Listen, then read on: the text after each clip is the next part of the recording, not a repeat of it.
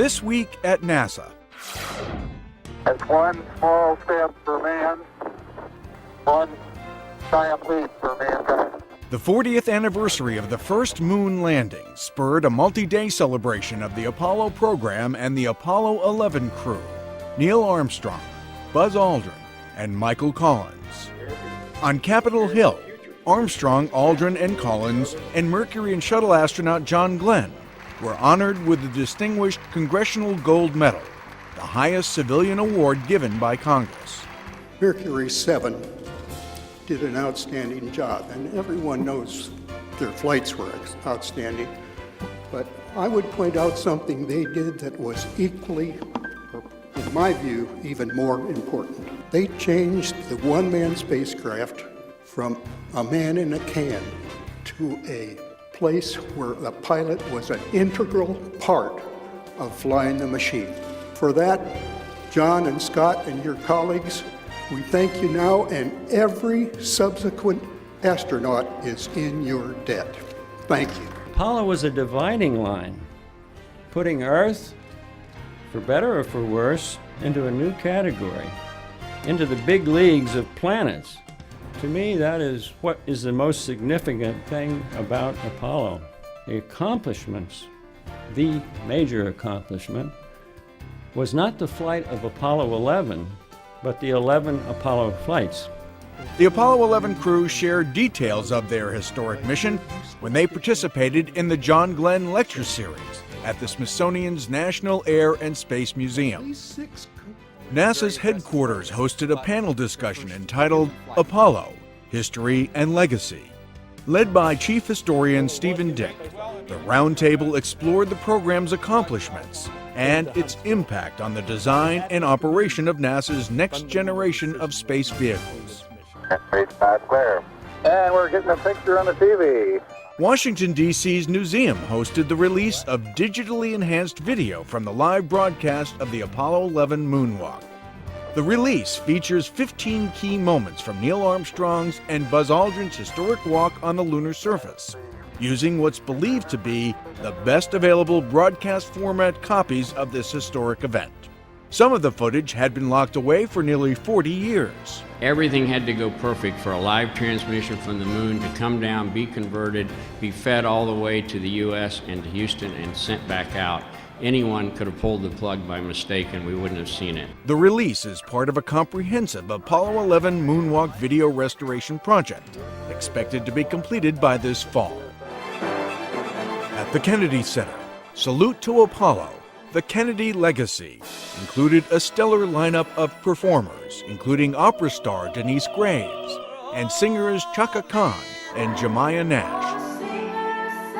It is good to be here in the Kennedy Center. Buzz Aldrin was joined by STS-125 Commander Scott Altman to introduce portions of Holst's The Planets, performed by the National Symphony Orchestra under the baton of Emile Decoud, and enhanced with spectacular images captured by NASA spacecraft and telescopes. These astronauts that we Guest appearances were made by Lost in Space astronaut June Lockhart and Star Trek's Nichelle Nichols via videotape. To conclude, Apollo Flight Director Gene Kranz conducted the NSO and the U.S. Army Chorus in a favorite piece, Stars and Stripes Forever. It was the kind of thing where you say, how come I've been so lucky all my life? And this was just one of the instances. So many of the astronauts told me that watching Lost in Space when they were little made them know what they wanted to do when they grew up. And I thought that was just such a compliment. You know, I did Lassie for 6 years and nobody ever said to me, oh, when I grow up, I want to be a farmer. Ladies and gentlemen, the following night, Air and Space hosted more than 2,000 guests at the Apollo 40th Anniversary celebratory reception, emceed by Hayden Planetarium Director Neil deGrasse Tyson. Welcome. The event included remarks by Neil Armstrong, Scott Altman, Administrator Charles Bolden, and former Maryland Lieutenant Governor Kathleen Kennedy Townsend, who accepted the Ambassador of Exploration Award on behalf of her uncle, the late President John F. Kennedy. On behalf of my family, I'm very, very grateful.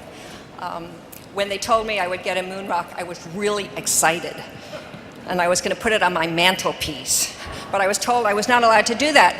So I thought, what would be the appropriate place for the moon rock to go? In turn, Kennedy presented the award to an aerospace engineering student from Rice University, where the award and its moon rock will be permanently displayed.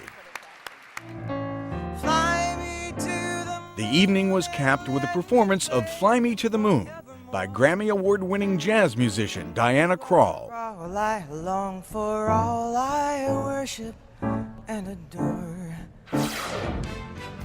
Project engineers at the Marshall Space Flight Center hoisted the final component of the Ares 1 rocket's upper stage from the world's largest robotic welding tool.